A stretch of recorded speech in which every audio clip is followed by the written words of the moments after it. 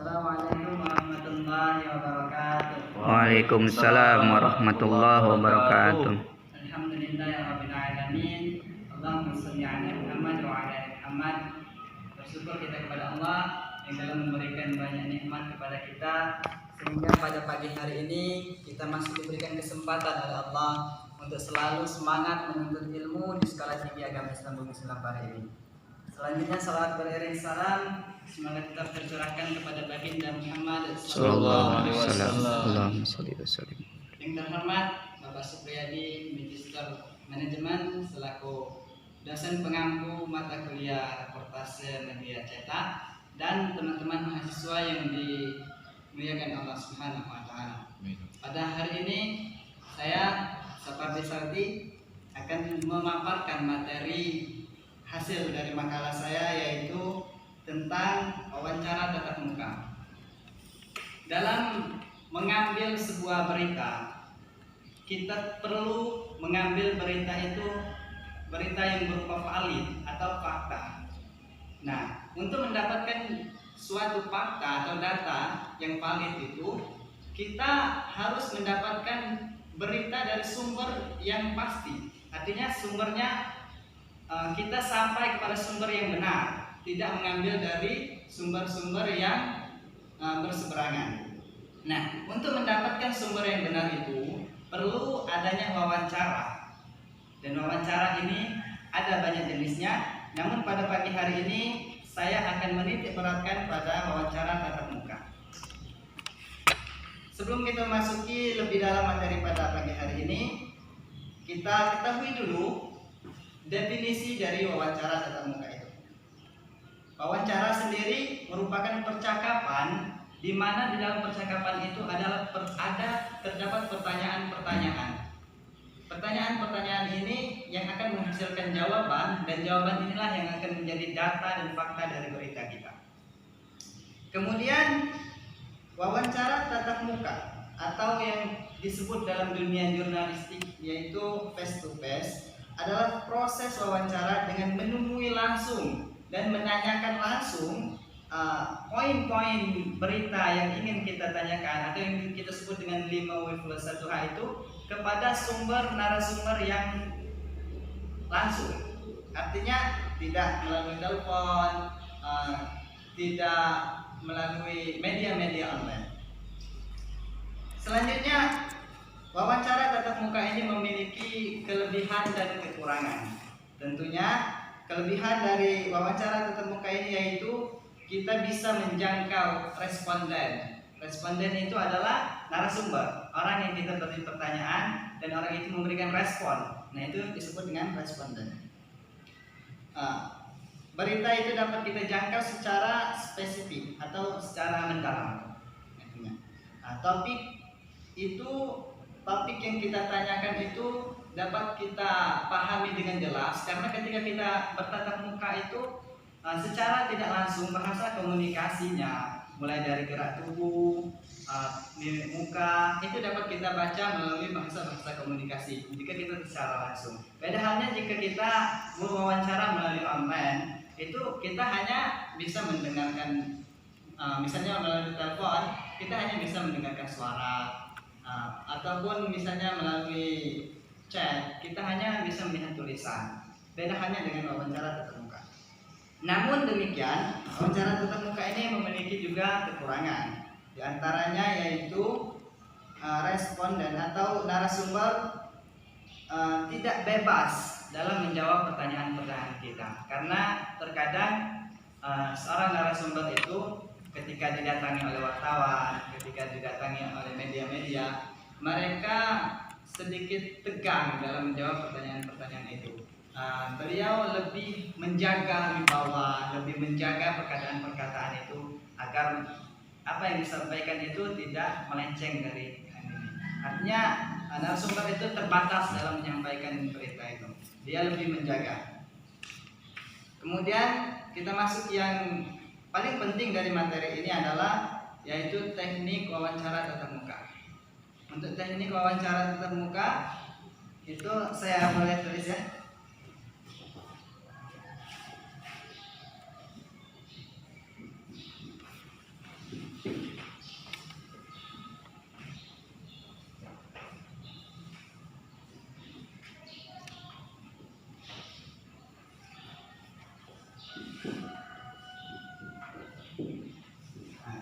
teknik wawancara tatap muka. Untuk yang pertama yaitu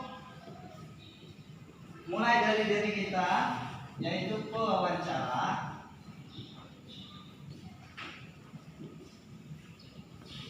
Harus intelektual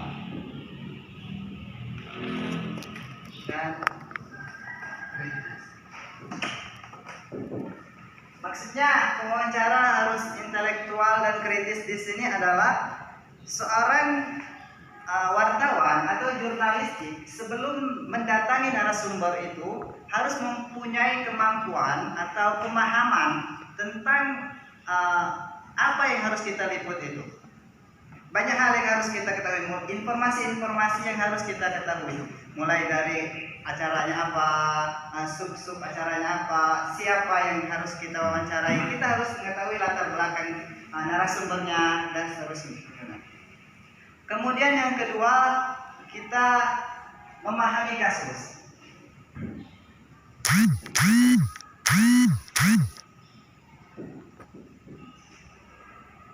Ya, mungkin ini ada kaitannya dengan nomor yang satu itu, yaitu adalah memahami kasus. Maksudnya ya peristiwa apa atau agenda-agenda apa yang akan kita liputi ini. Kita kaji dulu terlebih dahulu secara mendalam. Misalnya sekarang ini kan momentumnya Isra Mi'raj, kita pahami dulu Isra Mi'raj itu bagaimana, apa aja elemen-elemen yang ada di dalam Isra Mi'raj. Kita pelajari dulu sebelum meliput. Kemudian yang ketiga, yaitu kita sebagai pewawancara harus menyusun pertanyaan.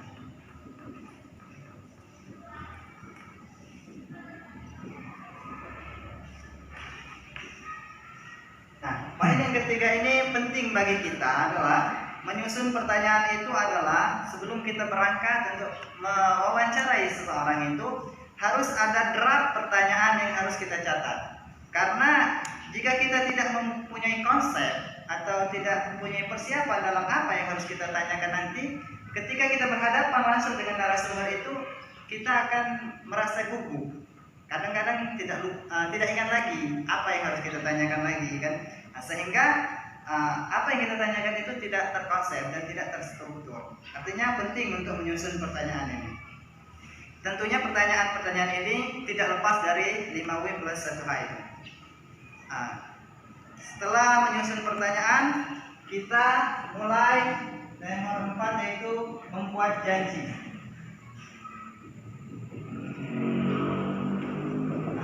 Membuat janji ini maksudnya adalah kita menghubungi narasumber atau menghubungi panitia penyelenggara atau menghubungi orang-orang yang terlibat dalam acara tersebut.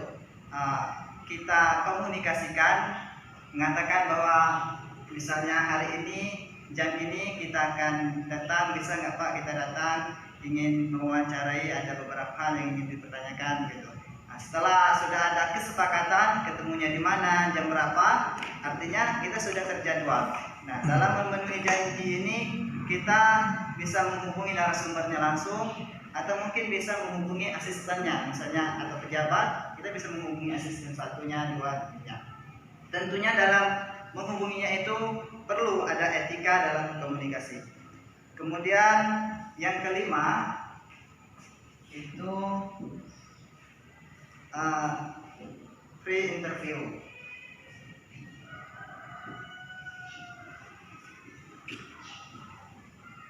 Pre-interview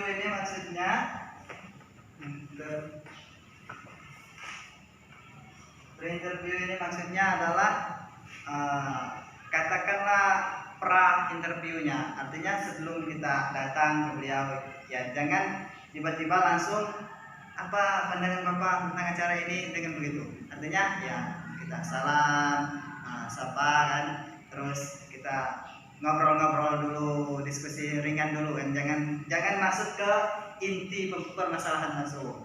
Kecuali misalnya kalau narasumbernya memang dalam keadaan mendesak atau sibuk, mungkinlah kita langsung ke inti permasalahan. Tapi kalau misalnya dalam kondisi yang santai, bisa kita ngobrol-ngobrol dulu. Nah, kemudian yang kedua, yang keenam yaitu round interview.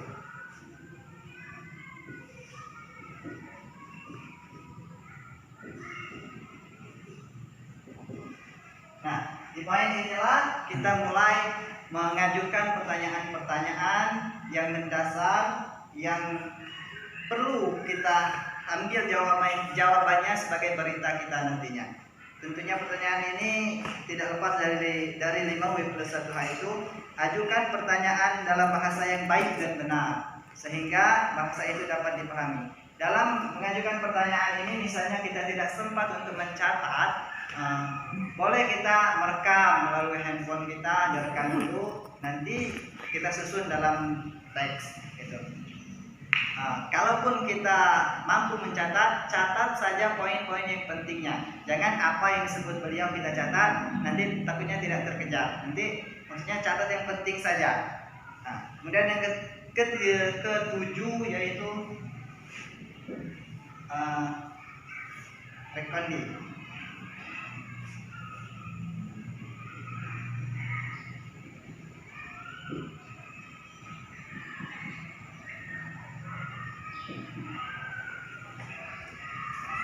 Gandeng interview ini adalah siapkan alat-alat. Maksudnya kita ya seperti tadi HP, alat tulis, maksudnya kan. Itu harus kita siapkan. Kalau misalnya perlu ada kamera, nah itu alat-alat yang harus kita gunakan. Dan yang terakhir yaitu refleksi.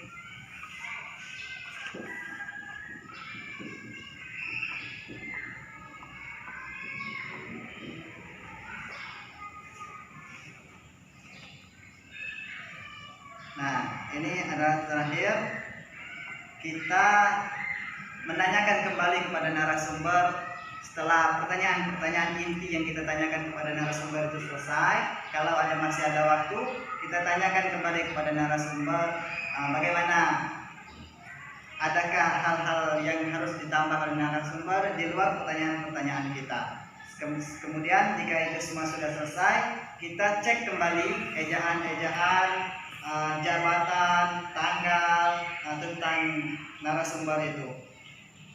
Bandingkan informasi dengan sumber yang lainnya. Itu tahapan yang terakhir. Nah, itulah beberapa teknik dari wawancara tatap muka. Sehingga dari teknik-teknik ini diharapkan kita dalam menyampaikan wawancara itu dapat menghasilkan berita-berita yang valid, data dan fakta yang sesuai dengan narasumbernya, sehingga kita dapat menghasilkan berita yang maksimal, berita kita dapat diterima oleh masyarakat dengan khalayak banyak. Mungkin demikian pemaparan materi dari saya. Semoga materi ini dapat bermanfaat bagi kita, dan tentunya yang terpenting adalah dapat dipraktikkan dalam kehidupan sehari-hari kita. Kita masuki acara yang selanjutnya, yaitu sesi diskusi. Untuk sesi diskusi ini, untuk sesi pertama saya buka 2 pertanyaan. Bagi teman-teman yang ingin bertanya, dipersilakan.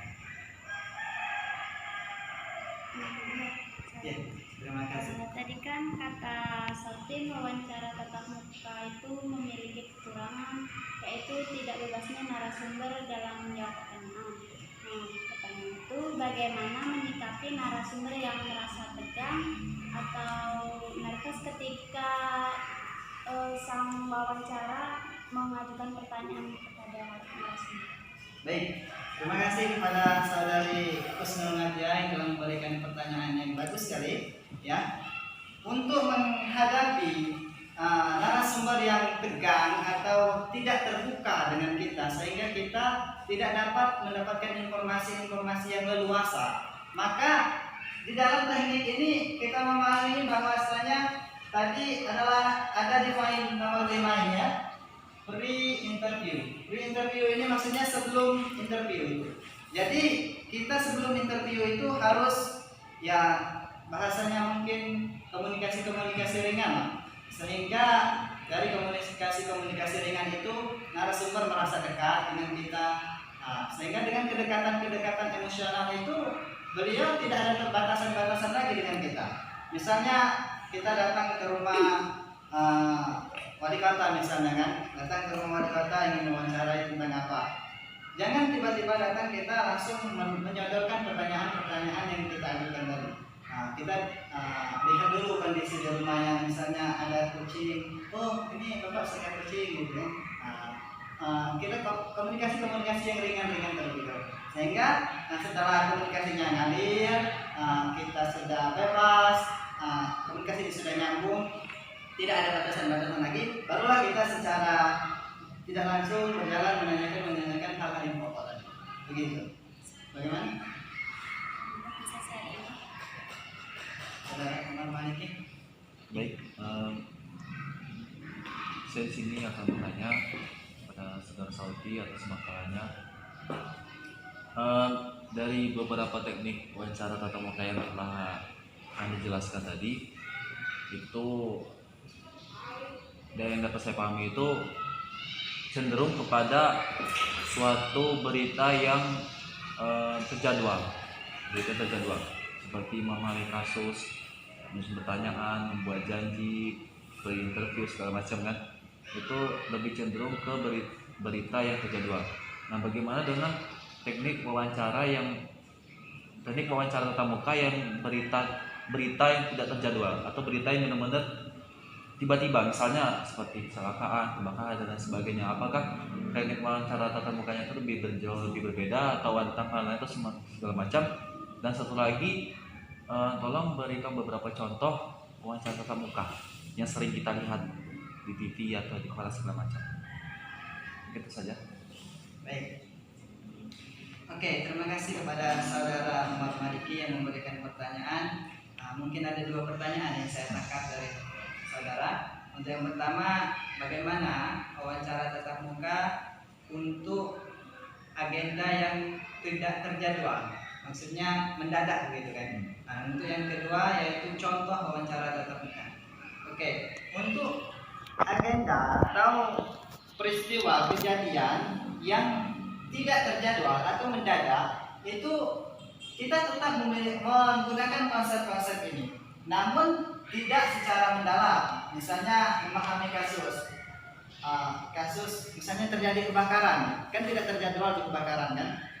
Sehingga kita tetap memahami ini kebakarannya di mana, apa yang kebakarannya. Nah, itu harus kita pikirkan. Misalnya kita sambil berjalan itu harus memikirkan ke sana. Artinya tetap menggunakan konsep ini. Kita harus tetap menyusun pertanyaan, tetapi tidak secara detail. Itunya maksudnya tidak secara mendalam. Kita sambil berjalan itu bisa melakukan penyusun pertanyaan itu. Tetapi untuk membuat janji ini mungkin ya, kalau memang tidak ada yang bisa kita hubungi di sana, ya bisa lah kita langsung ke sana kan, kita di kondisional begitu saudara. Nah, untuk contoh itu mungkin teman-teman gimana ya? Maksudnya wawancara contoh itu gimana? Misalnya contoh wawancara tatap muka yang sering kita lihat, misalnya ya. Misalnya itu kan seperti kan sebelum kita nak puasa itu kan suka ada konferensi pers, misalnya kan sidang isbat seperti itu. Nah, di situ kan banyak orang bertanya, jadi Pak gimana? Jadi Pak, kapan kira-kira kita mulai puasa? Jadi Pak, kapan kira-kira ini segala macam? Nah, dari situ juga. Nah, ini juga kan sering, ini kan kita masih dalam kondisi COVID kan, otomatis nanti Hamin 2 atau Hamin 3 kan banyak sekali wawancara yang bertanya, Pak bagaimana dengan sholat tarawih pada tahun ini, apakah masih di rumah atau gimana? Itu beberapa contoh yang saya tahu. Nah, dari contoh yang Anda tahu seperti apa kira-kira? Ya, untuk contoh wawancara tatap muka itu yang Anda sampaikan itu sudah benar maksudnya. Mungkin saya tambahkan lagi untuk contoh wawancara tatap muka ini. Mungkin kita sering lihat di TV atau di YouTube kan, ada seorang yang memiliki kelebihan khusus, sehingga ada wartawan yang mendatangi beliau, bertanya tentang beliau, itu dijadikan motivasi begitu. Contohnya seorang hafiz Quran, Musa, tahu teman. Nah, itu beliau kan masih usia Dini sudah hafal Quran. Nah, banyak jurnalis atau wartawan itu mendatangi beliau menanyakan, mungkin tidak sama beliau langsung, ada jembatan informasinya, ada gurunya atau orang tuanya. Nah, beliau datang langsung menanyakan bagaimana ini bisa menghafal Quran waktu dini ini begitu dan selanjutnya. Bagaimana? Oke, baik, terima kasih jawabannya. Oke, terima kasih kepada teman-teman. Mungkin untuk sesi diskusinya kita cukupkan sampai di situ karena mengingat waktu sudah beranjak siang.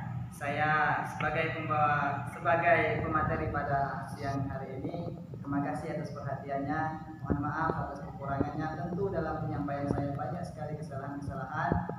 Kritikan dan sarannya sangat saya harapkan, dan apa yang saya sampaikan ini jangan ditelan mentah-mentah. Teman-teman boleh mencari referensi-referensi lainnya.